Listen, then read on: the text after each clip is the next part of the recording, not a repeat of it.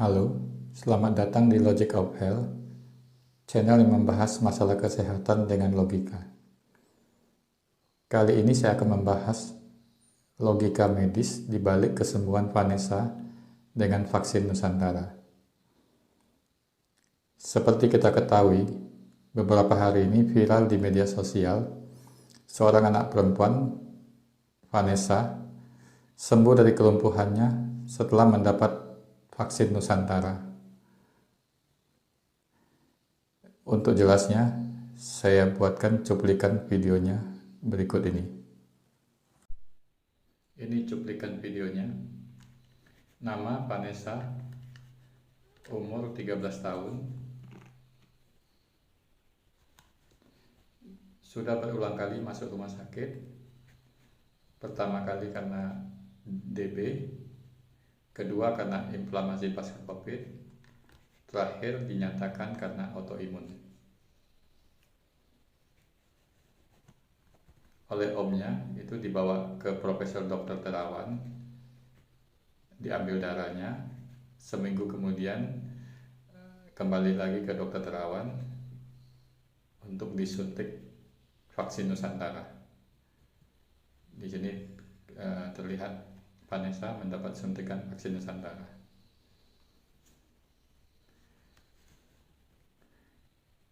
Puji Tuhan, ketika tiba di rumah, Vanessa bisa berjalan tanpa kursi roda. Jadi sekembali dari rumah sakit, Vanessa bisa berjalan tanpa kursi roda. Keesokan harinya, sudah bisa ke supermarket dengan berjalan. Kelihatan dia sedang berjalan. Dan hari ketiga sejak divaksin Nusantara, Vanessa bisa naik turun tangga.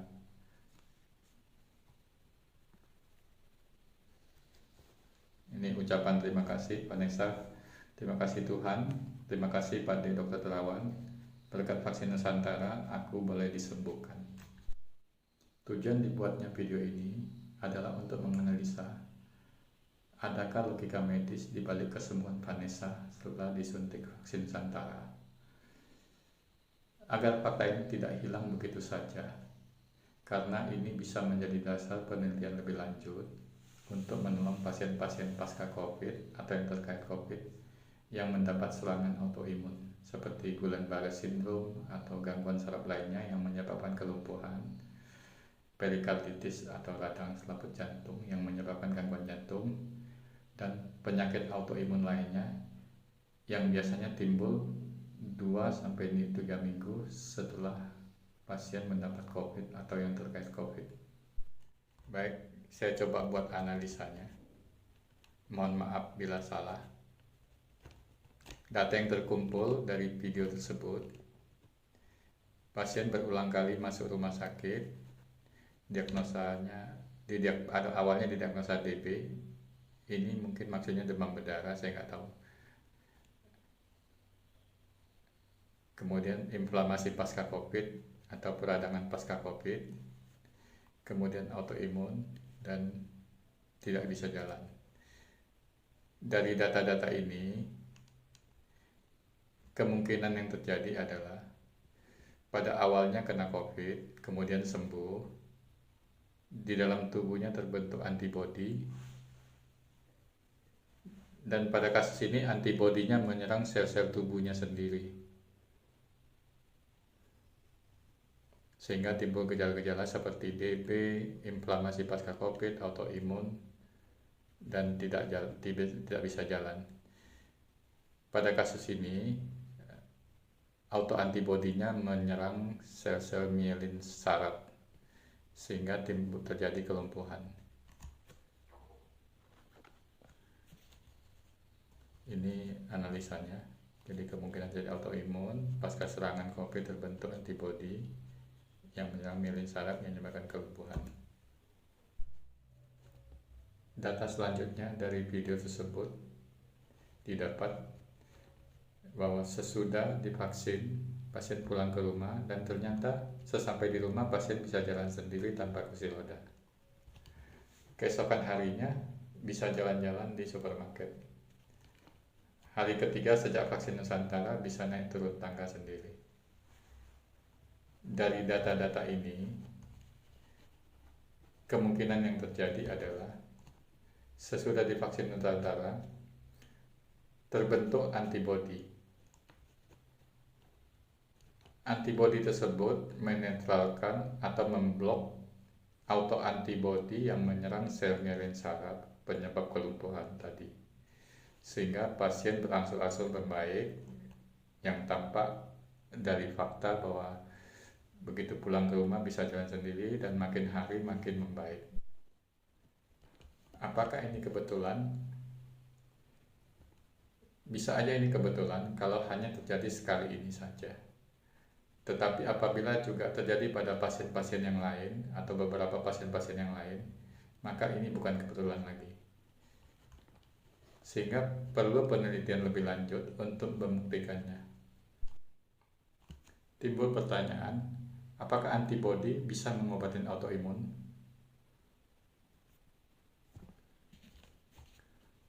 Ternyata antibodi memang sudah sering dipakai untuk mengobati autoimun. Pada saat ini antibodi berupa imunoglobulin intravena atau disingkat juga IVIG atau IVIG telah banyak dipakai pada berbagai penyakit autoimun yang bertujuan menetralkan autoantibodi yang menyerang sel-sel tubuh. Ini gambar salah satu imunoglobulin yang sering dipakai pada penyakit autoimun. Pertanyaan lainnya, apa penyebabnya seseorang pasca kena COVID atau yang berkaitan dengan COVID mendapat serangan autoimun sedangkan yang lain tidak kena? Jadi ada yang kena COVID sudah sembuh, tenang-tenang aja, biasa-biasa saja, nggak ada masalah. Ada beberapa orang yang kena COVID sesudah 2 minggu atau 3 minggu kemudian timbul kelumpuhan atau sakit-sakit badan atau serangan autoimun yang lainnya. Apa penyebabnya?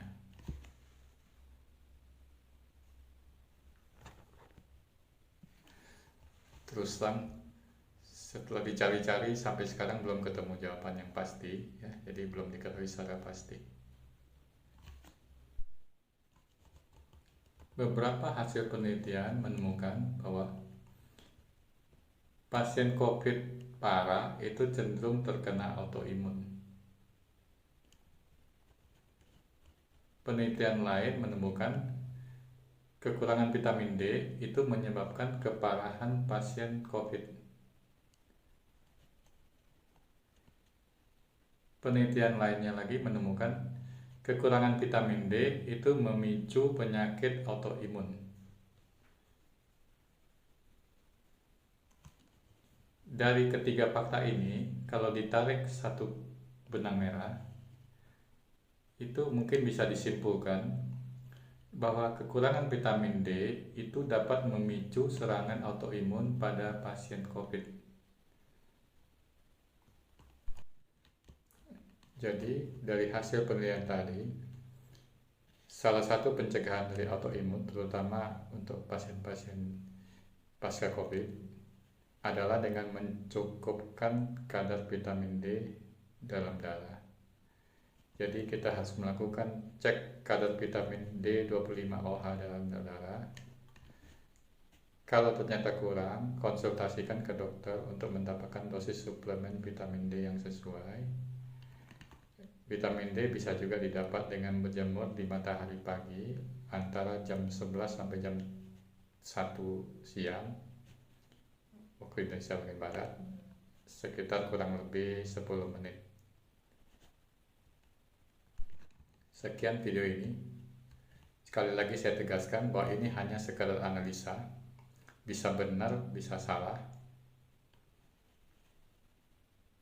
Bagi teman-teman, terutama teman-teman sejawat yang punya pendapat lain, silakan tulis di komen di bawah ini.